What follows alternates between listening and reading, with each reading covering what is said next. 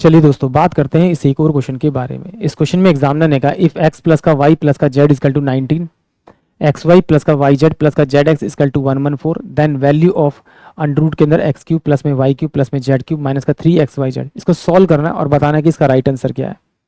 तो इस क्वेश्चन को करने के दो तरीके हैं। एक तो यहाँ एक्स वाई जेड की कोई वैल्यू रखिए जो left hand side right hand side को बराबर की करें और फिर उसका सॉल्यूशन निकले, और दूसरा तरीका है फॉर्मूला।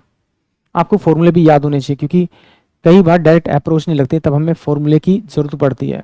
तो चलिए आइए सॉल्व करते हैं इस क्वेश्चन को फॉर्मूले के थ्रू। तो देखिए, अगर मेरे पास में a प्लस का b प्लस का c वैल्यू दे रखी है और ये 0 के बराबर, तो मैं कह सकता हूँ a का क्यूब प्लस में b का क्यूब प्लस में c का क्यूब माइनस का 3abc इक्वल टू में 0 के बराबर होता है। और a क्यूब प्लस में आपका b क्यूब प्लस में आपका c क्यूब माइनस का 3abc इक्वल टू होता है आपका, क्या होता है आपका a प्लस का b प्लस का c, और ये a का स्क्वायर प्लस में आपका b का स्क्वायर प्लस में आपका c का स्क्वायर माइनस का ab माइनस का bc माइनस का ca।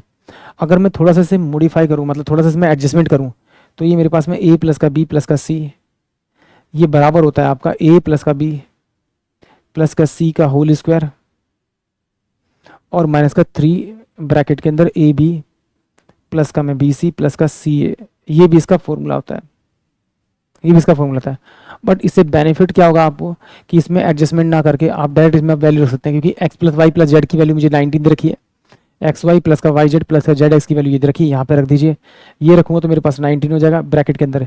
19 का स्क्वायर कितना होता है 361, या माइनस का 3 इंटू में कितना हो जाएगा आपका 1 आपका 4, तो 361 यानी कितना होगा आपका 42 और ये हो जाएगा 3। तो सॉल्व करेंगे तो इसमें कितना आएगा आपका 9 और 2 11, यानी कि आएगा आपका कितना 19। तो अंडर रूट के अंदर 19 इंटू में 19 आपकी जब वैल्यू आएगी तो बाहर निकल जाएगी 19, यानी कि ऑप्शन जो सी होगा वो इस क्वेश्चन के लिए करेक्ट होगा। एक बार इस फॉर्मूले को बता देता हूँ कि बनाया कैसे है, एडजस्टमेंट कैसे किया। हो सकता है किसी बच्चे को नहीं समझ में आया। ए प्लस का बी प्लस का आपका सी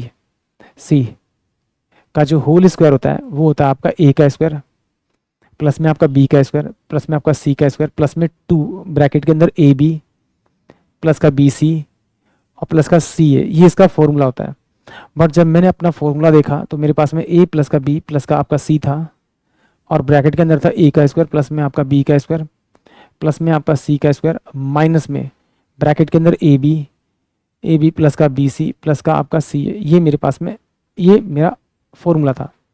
तो मैंने क्या किया, मुझे क्या चाहिए 2 ब्रैकेट के अंदर ए बी प्लस का बी सी चाहिए। तो मैंने क्या किया, इसमें प्लस में 2 ब्रैकेट के अंदर ए बी प्लस का बी सी प्लस का सी ए मैंने अपनी तरफ जोड़ दिया और यही मैंने घटा दिया। जब मैंने जोड़ा तो ये ए का स्क्वायर बी का स्क्वायर सी का स्क्वायर प्लस में 2 ब्रैकेट के अंदर ए बी प्लस का बी सी, तो मेरे पास ये होल स्क्वायर बन गया। ये मेरे पास में वैल्यू आ गई है। अब ये माइनस में था ए बी और बी सी माइनस सी, इसको जोड़ूंगा तो मेरे पास में माइनस का 3 ब्रैकेट के अंदर ए बी प्लस का बी सी और प्लस का सी ए, ये वैल्यू बन गई। इसको मैंने यहाँ रखा, उठा के डायरेक्ट वैल्यू को रख दिया और सॉल्व कर दिया। या तो आप इस तरह से कर लीजिए, नहीं तो आप एक तरीका और है इसी फॉर्मूले के थ्रू कि यहाँ से अगर आप यहीं से करना चाहते हैं तो देखिए ए प्लस बी प्लस सी की तो वैल्यू मेरे पास में ये दे रखी है आपकी, ठीक है। इसकी वैल्यू आपको ये दे रखी है इसने आपकी, तो आपको चाहिए इसकी वैल्यू।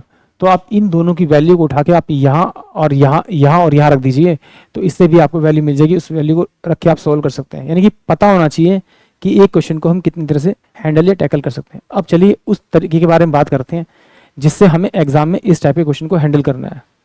ये तो बेसिक था कि अगर बाई चांस अप्रोच नहीं आ रही तो मैं कैसे सॉल्व करूंगा। तो चलिए आइए देखते हैं। यहाँ पर देखिए 19 आ रहा है, ये 114 आ रहा है, तो एक्स वाई जेड की आपको ऐसी वैल्यू रखनी है कि आपका 19 बन जाए और इसे सॉल्व करने पे 114 बन जाए।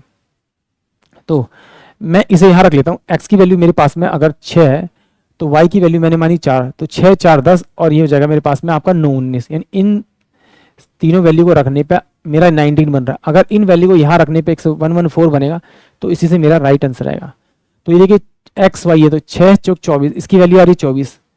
वाई जेड तो 9 चौक 36 आ रहा है, 6 छिंग 36 आ रहा है, सॉरी 9 छिंग 54 आएगा, 9 और 54।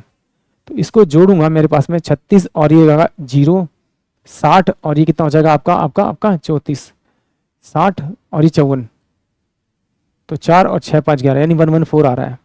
इसको ऐड करने पर एक बार फिर देख लेते हैं। ये मेरे पास 6 था, ये मेरे पास 4 था, और ये मेरे पास में कितना था आपका, ये 9 था।